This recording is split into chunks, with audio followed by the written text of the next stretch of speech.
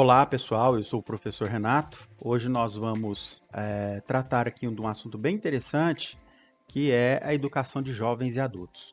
E eu quero fazer uma apresentação bem rápida para vocês, no tocante a como esse processo de educação de jovens e adultos ele ocorre, falar um pouco sobre as metodologias e sobre as políticas que envolvem.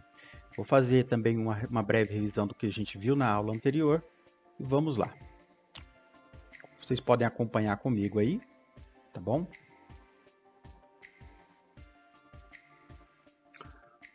Bom, caso dê algum problema na aula, tá? Você pode baixar os slides neste endereço, professorrenato.com, outros textos, ou simplesmente digitar Professor Renato na internet, é o primeiro link que aparece, e digitar dentro do site, nesse ícone onde está aparecendo a setinha aqui, ó, em pesquisa, a palavra EJA. Só isso. E aí você pode baixar todo o material lá. Bom, nós vamos aprender. O primeiro ponto que eu vou trabalhar nessa aula serão as retomadas dos pontos principais que nós vimos nas aulas anteriores. Tá? Então, os pontos que nós vimos lá na aula 1, no início da aula 1, quando nós retomamos a ciência desse tema, e a gente discutiu alguns pontos e hoje eu vou retomar alguns pontos desses que nós falamos. Tratarei também da importância das políticas públicas e uma breve introdução sobre a metodologia e a prática aqui no EJA. Então, quais foram esses pontos? Os pontos que nós apresentamos. O primeiro, o ponto mais importante que eu acho, os pontos mais importantes que eu acho que eu achei na aula anterior foram diferença entre aprender e ler, né? E o letramento. Então, lembrando, ler e escrever é você aprender a decodificar, e o letramento tem a ver com uma visão política, uma visão de mundo, uma visão cultural, dentro desse processo de ler e escrever, ou seja, não é só aprender a ler e escrever no sentido de símbolos, mas ler e escrever no sentido de você interpretar o mundo e a natureza e a própria cultura. A aprendizagem de adultos se diferencia da aprendizagem de crianças, porque o adulto já traz, né? A gente viu isso, que o adulto já traz consigo uma bagagem muito grande, cultural, uma bagagem grande, afetiva, e isso deve ser utilizado dentro de sala de aula para alavancar, para aproveitar no sentido de que você pode utilizar esse conhecimento dele para ministrar os seus conteúdos. E também nós vimos um pouquinho sobre a educação libertadora, né? Processo de exílio do Paulo Freire lá na década de 30 e as suas políticas públicas. As políticas públicas essas que ajudaram a construir, né, a percepção e a concepção do EJA ou do programa de EJA que nós temos hoje no Brasil. Bom, pontos importantes da história que nós já vimos. Período colonial, 1980, onde ainda se tinha a educação jesuítica. A primeira Constituição, né, a gratuidade dessa educação ainda no século XIX. O EJA como um dever do Estado, na Constituição de 1934. A Campanha Nacional de Erradicação do Analfabetismo, feita em 1950. O projeto, né, Mobral, que era um projeto que visava diminuir o analfabetismo, até acabar com o analfabetismo brasileiro, utilizando algumas ideias do Paulo Freire e aliado a algumas ideias também elitistas da época, que tinham um letramento, vamos dizer assim, mais acadêmico, e levar esse letramento mais acadêmico até essas pessoas que ainda não passaram pela educação. Temos também a Fundação Nacional da Educação de Jovens e Adultos, o EDUCAR, né, que foi muito importante em 1990, e em 1990 acontece um projeto do governo federal, né, que é a proposta de erradicar completamente o analfabetismo do Brasil, né? E aí entra em cena o EJA, né? A EJA que é a Educação de Jovens e Adultos, a modalidade de educação básica e na nossa LDB 93, 94/96. Bom, dito essas questões, vamos lá para a nossa prática. Eu quero falar um pouco sobre as políticas públicas.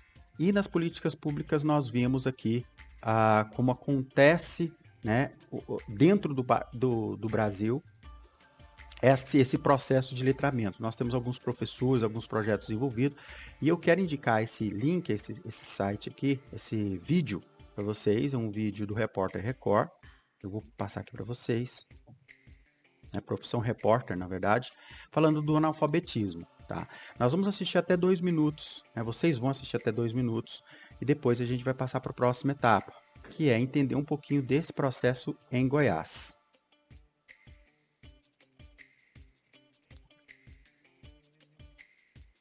Em Goiás, nós temos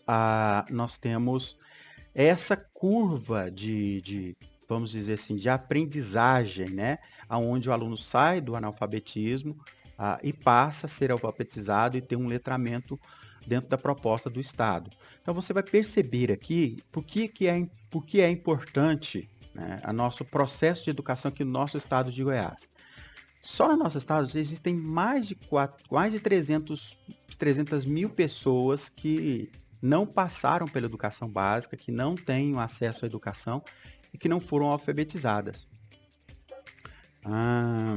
É claro que essa parcela se concentra dentro da parcela mais pobre, né? Ela está concentrada na parcela mais pobre. E para vocês entenderem a gravidade da questão, olha como é que está o nosso gráfico aqui de 2012, do primeiro trimestre, até 2018, que é o período mais recente que nós temos. Certo? Então, você vai ver que nós saímos de 7,2% de 2012 e caímos aqui para 6,2%, né?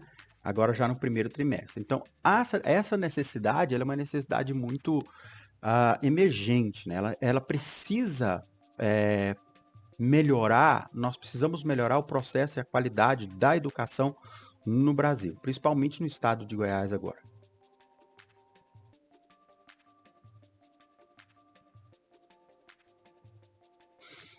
Bom, eu quero tratar agora agora nós vamos entender um pouquinho sobre a função, né? Nós vamos entender um pouquinho a função do EJA. Qual é a função do EJA? Para que ele existe, né? Essa função está aqui no nosso Conselho Nacional de Educação, no Conselho Nacional de Educação Brasileira, né? O CNE ou o CE ou o SEB, né? Conselho Nacional de Educação Brasileira. Então, primeiro, ela tem 3 funções muito importantes. Primeira é o estudante do EJA teve o direito à educação negado e deve ser restaurado. Então, essa educação, o estudante EJA, ele precisa ser restaurado o direito à educação. Tá? Ele tem um direito à educação, vou deixar marcado aqui para vocês. Tá? Então, ele precisa ser restaurado o direito à educação. A equalizadora promove oportunidades que levam à condição de igualdade social. Então, é equalizadora porque ela promove oportunidades, tá? Deixa eu marcar aqui para vocês, de condição equalitária. Deixa marcado. E o direito de aprender por toda a vida é a qualificadora. Então, deixar marcado aqui para vocês o texto, fica mais fácil, né?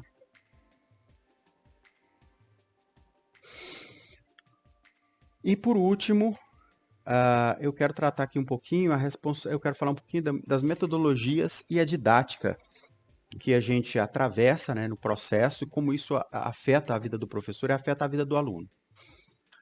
O que é importante você considerar? É importante você considerar que aquela metodologia de avaliação, né, do sistema mais tradicional, no qual você faz uma prova e ali você tem uma nota que é lançada ao aluno, dentro do sistema EJA, ela é multifacetada, esse processo é multifacetado, né?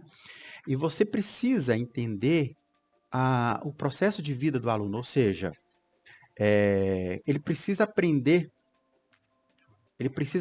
com o que ele já aprendeu.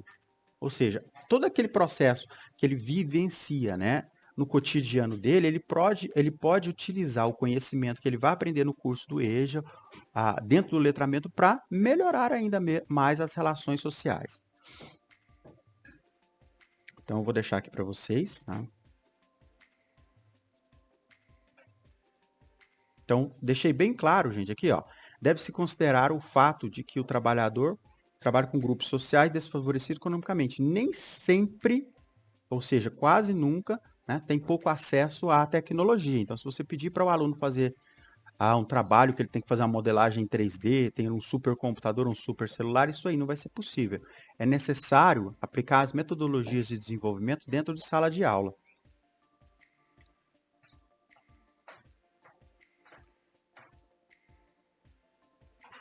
Deixa eu tirar isso aqui.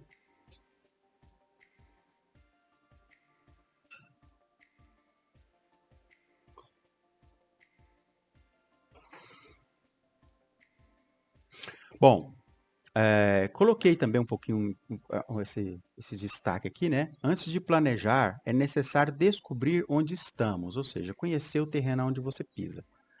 Eu coloquei também um exemplo de como isso fica dentro da sala de aula, como é que os alunos podem utilizar isso para o aprendizado deles mesmos, como é que o professor pode utilizar aquilo que eles trazem de casa, uma conta de luz, um problema com enchente, alguma coisa ligada à queda de energia, ou mesmo a orientação dele dentro da cidade para montar exercícios, avaliações dentro do processo educativo. Deixei para vocês também uma atividade, peço a vocês que acessem essa atividade e façam. Posteriormente, eu vou estar avaliando, tá bom? Deus abençoe vocês. Fiquem com Deus e até a próxima aula.